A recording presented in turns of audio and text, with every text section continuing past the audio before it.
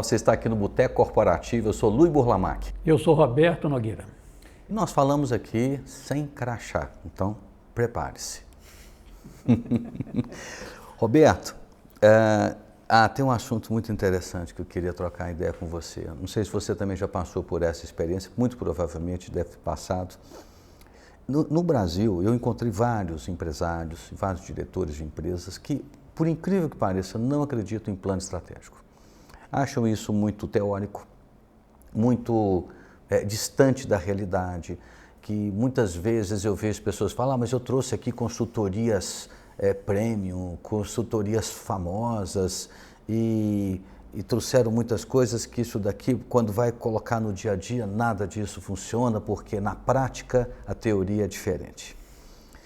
Eu vi isso muito ao longo da minha vida e, óbvio, quando chegamos lá e mostramos que as coisas não precisam ser dessa forma. O que você acha hoje da gente bater um papo, com a minha experiência, principalmente com a sua, de mostrar para as pessoas, pelo menos no que a gente concordar, e se não concordar também está tudo certo, né? Como é que a gente elabora um plano estratégico que funciona? Olha, Luiz, quando eu comecei a trabalhar, minha formação é engenharia, e eu trabalhava em siderúrgica, e uma das coisas que eu mais ouvia no meu dia a dia era essa frase que você colocou aí no meio do seu contexto: na prática a teoria é diferente. E hoje eu posso dizer assim com alguma segurança que a minha experiência me ensinou que é uma coisa um pouco diferente. Eu costumo dizer hoje que não há nada mais prático do que uma boa teoria. Então, eu acho que uma boa forma de você começar fazendo um plano estratégico é você ter um método estruturado para a condução desse plano. Isso, para mim, é essencial. A discussão do método. Exatamente. Vamos passar por essa etapa, com essa finalidade. Exatamente. Com uma relação de causa e efeito de tudo.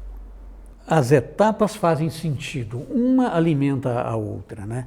E nesse método, quando eu vou trabalhar com as empresas, eu geralmente trabalho com esse método, eu separo ele em 4 blocos. Um primeiro bloco, a gente faz uma discussão da identidade da empresa, identidade organizacional, que muitas vezes a gente até é bastante interessante que isso seja feito junto com alguém da área de cultura, para que a gente possa também resgatar ou identificar o tipo de cultura que está ali naquela empresa. Como muitas vezes eu e você fazemos algumas juntos. Empresas. Exatamente. Então, assim, nesse momento você identifica o negócio, a missão ou o propósito da empresa, né? O que ela espera no futuro, como ela gostaria de ser percebida no horizonte do planejamento, lá no final daquele horizonte do planejamento. O negócio. Isso, como é que ela percebe o negócio. E assim, qual é o conjunto de princípios e valores que ela não abre mão no processo decisório dela? E que sustenta tudo, né? Que é a referência para as pessoas, que vai sustentar o processo decisório da empresa. Depois que você passa nesse bloco, aí você vai para um segundo bloco. Então, estamos falando aqui de uma estrutura de planejamento, de método para produzir um plano estratégico, que foi a sua questão logo no início. Aí no segundo bloco, essa identidade está dentro de um contexto. Então, é bastante interessante você entender a cadeia de valor do setor no qual aquela organização está inserida. Aí você entende essa cadeia de valor. Eu gosto muito de fazer uma imagem dela, um desenho dessa cadeia de valor. Você começa a identificar o que é crítico para o sucesso daquele negócio inserido naquela cadeia. Nesse ponto, você já pode levantar o que a gente chama de questões estratégicas para você, no fundo, essas questões é para gerar respostas com elementos, com fundamentos, com dados, com números que vão, né, ajudar na definição lá na frente dos seus objetivos estratégicos. Na verdade, são os fundamentos da clareza. Isso, Luiz. E esse ponto eu acho que é importante, porque a gente define as questões estratégicas e coloca pessoas da empresa para responder essas questões. Põe a turma pensando. A turma vai estudar. Ou seja, em outras palavras, não é o consultor que vem, dá as respostas e dá as direções para a empresa. Ele ajuda a empresa, as pessoas a pensarem. Exatamente, ele vai construir um conhecimento junto com as pessoas da empresa. Eu até costumo, às vezes algumas pessoas de direção perguntam para a gente: Roberto, quais são as pessoas que eu devo chamar para um plano estratégico?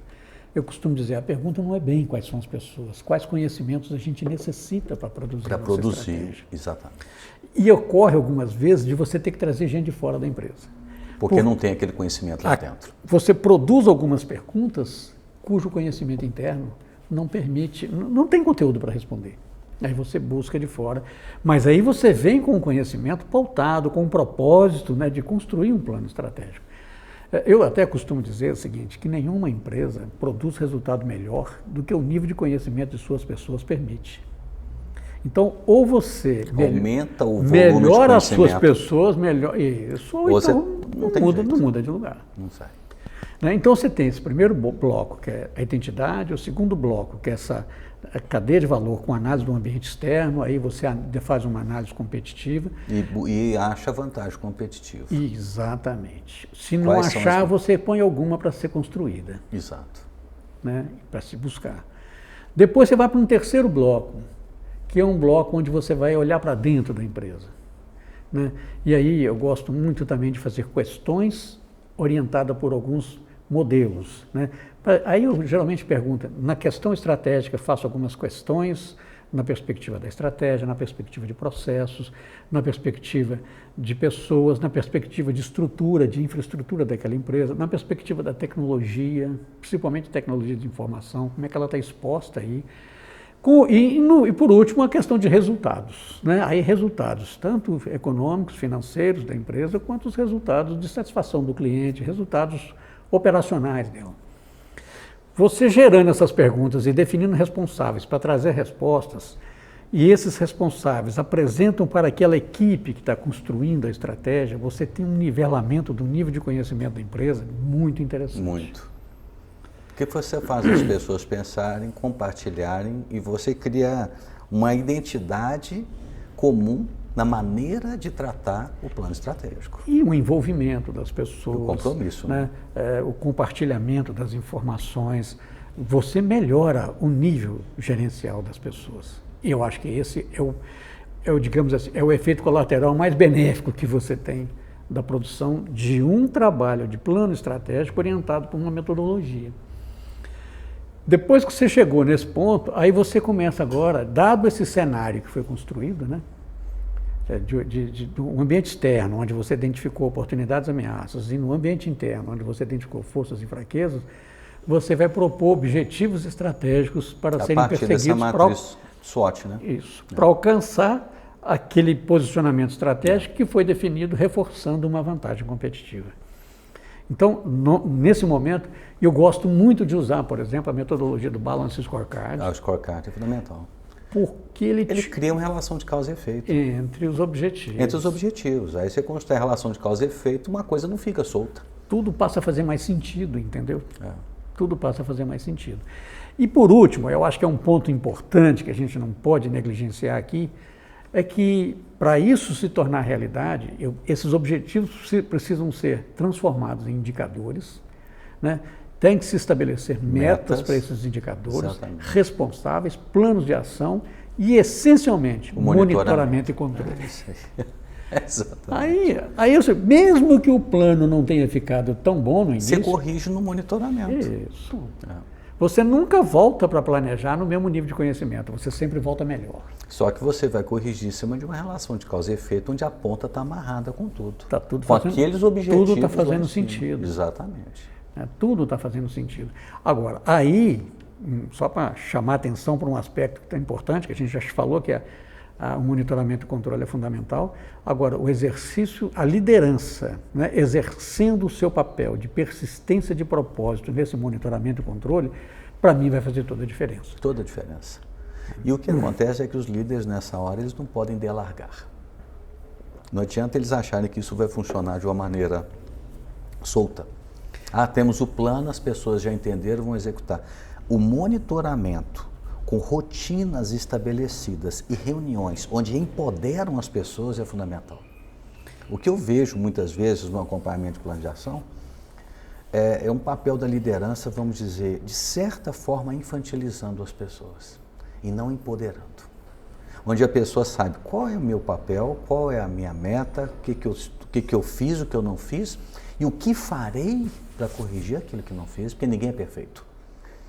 As lideranças muitas vezes não são preparadas para lidar com as disfunções, numa execução de plano de ação. E aí há a infantilização. E aí eu acho que é importante, acho que você está chamando a atenção por um aspecto importante, que é o seguinte: quando você botou os objetivos com indicadores e metas e definiu responsáveis, o responsável pela meta deve ser delegado a ele autoridade sobre os meios. Exato, senão ele não recebe o poder. Senão, como que eu vou me responsabilizar por aquilo que eu não posso mudar? Exatamente.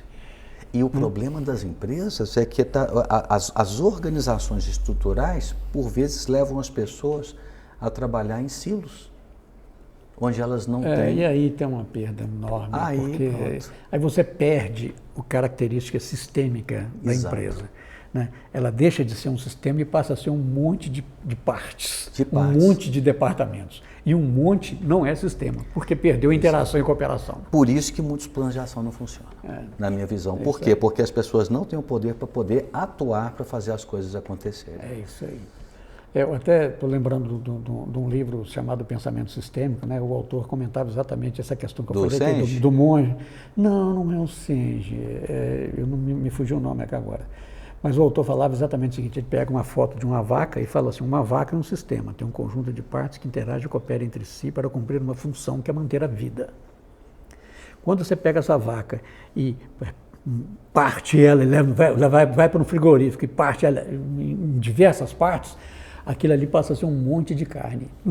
Você perdeu a interação e a cooperação entre as partes, já não é mais um sistema. Exatamente. Então, quando a empresa perde, começa a trabalhar em silos e perde a interação entre as partes, os planos de ação não rodam. Deixa de ser um sistema. Essa é a questão. Para mim, o papel essencial da liderança é gerir a empresa como um sistema. Para mim, é essência. E o melhor exemplo que eu posso dar de um sistema é uma orquestra, onde cada um, cumprindo a sua parte, fazendo o seu papel, contribui para uma harmonia do todo. Agora, você imagina se cada músico quisesse fazer do seu jeito. Do seu jeito. Aí acabou. Não tem mais harmonia, não tem mais o interesse, né, da audiência. E esse é que eu vejo que é o grande desafio dos planos, para rodar um bom plano estratégico. É você ter a capacidade de dar às pessoas o quê? O poder com responsabilidades e autonomias muito bem definidas, desde que as pessoas tenham, vamos dizer, a condição para isso, para elas poderem correr atrás dos seus planos e trazer seus resultados. Mas tem mais um aspecto importante que você toca aí agora, né, que às vezes falta maturidade para a liderança para delegar autoridade nos responsáveis pelos resultados. Mas eu gosto de chamar a atenção de que essa delegação, ela não é uma delegação sem nenhuma regra, sem nenhum balizador. Eu gosto de comparar isso com... Tem os limites e as responsabilidades. Eu gosto de comparar isso até com a prática do esporte. Você pega um futebol que é cheio de regras. Você não pode fazer gol impedimento, não pode fazer falta, não pode fazer com a mão. E dentro daquelas regras existe um Neymar, existe um Messi, que faz uma diferença enorme. Então, para mim é a mesma coisa, sabe? Na hora que você vai delegar, você tem que criar parâmetros para essa delegação. E aí existem diversos instrumentos gerenciais para isso. Né? O primeiro deles é o princípios e valores da empresa, o próprio código de conduta da empresa, o orçamento, política de consequências, o sistema de padronização. Quer dizer, e tudo isso pode e deve ser auditado. Então, você vai delegar para o gestor autoridade sobre os meios que vai gerar o resultado para o qual ele foi responsabilizado, mas, ao mesmo tempo, você vai criar diversos balizadores para que aquilo não seja, essa autoridade seja absoluta. Nós não estamos falando aqui de absolutismo. Nós estamos falando de uma autoridade regrada, dentro de parâmetros, que são, inclusive, auditados. Isso é que eu vejo que dá a condição da gente ter fluidez num plano estratégico pela rodada do plano de ação. Da forma como nós estamos falando, eu acredito que um plano de ação vai trazer, um plano estratégico vai trazer muito benefício para as empresas. Com certeza. Pense aí na sua empresa, como é que está o plano estratégico, como é que estão os planos de ação. Já fez? Funciona? Pegue essas ideias, inscreva no nosso canal, se você gostou desse bate-papo informal e sem crachá do Boteco Corporativo, ok? Até um próximo episódio.